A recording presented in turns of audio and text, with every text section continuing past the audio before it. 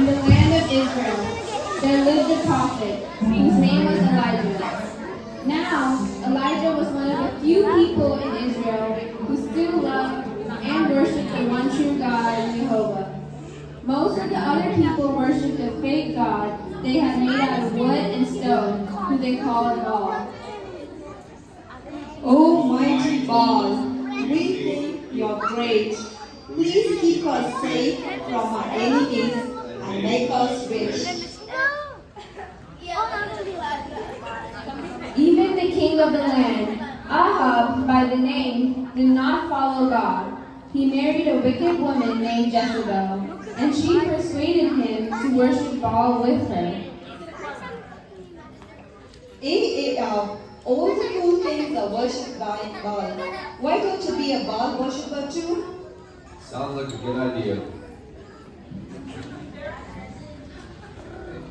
It made God very sad that his chosen people, who he had saved from being slaves in Egypt, would worship this worthless idol.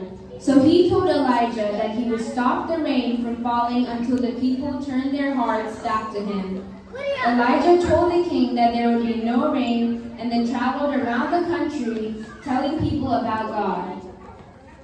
Hey, people, God loves you. Don't worship that worthless idol. Worship God, obey His commandments, and He will take care of you. Nah, we'll stick with Baal. We can see him, and he's got a snappy gold paint on him. After 3 years without rain, it was becoming desperate. Most of the people were farmers and herdsmen. Their crops wouldn't grow without rain, and their herds couldn't survive without grass and water. Ahab, the king, sent his servants far and wide in Israel, seeking Elijah, but for a long time they couldn't find him. Water, water, must find water. What will we do? We're going to starve without our crops. Eventually, God told Elijah it was time to have a showdown. He went to Ahab and told him to meet him on the top of a nearby mountain.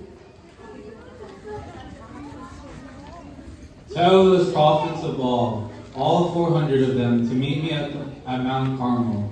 We'll let the people decide once and for all who is God, Baal or Jehovah. Ahab agreed, and the people all came to watch.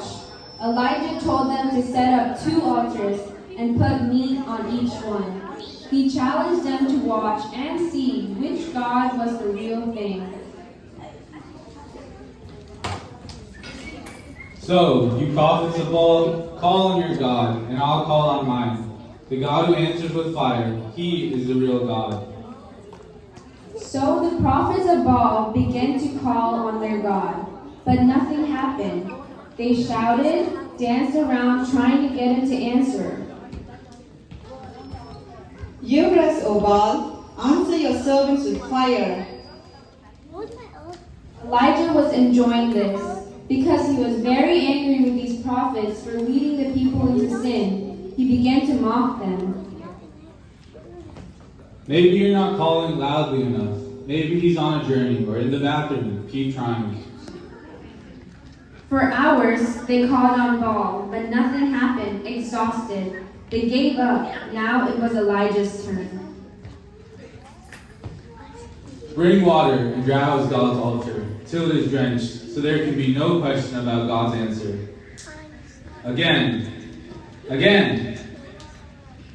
Finally, the water filled the trench around the altar. Then Elijah prayed to God. God, please show that you're the one and true God. Fire fell from heaven and burnt up the sacrifice, all the water in the trench, and even burned up the stones of the altar.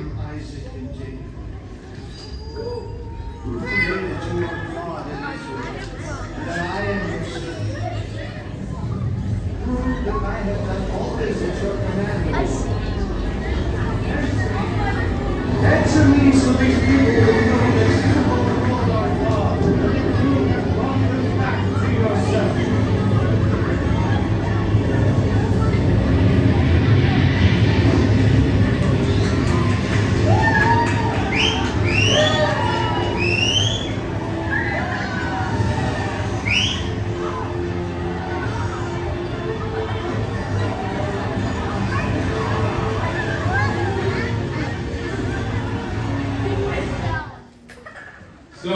People of Israel, choose today. Who will you worship? Baal or Jehovah, the one true God? The people shouted together, "We will serve God." Then they took the prophets of Baal away and killed them all. That same day, God opened the heavens and made rain fall on the land again, so the crops would grow and their herds could find water and grass. The end.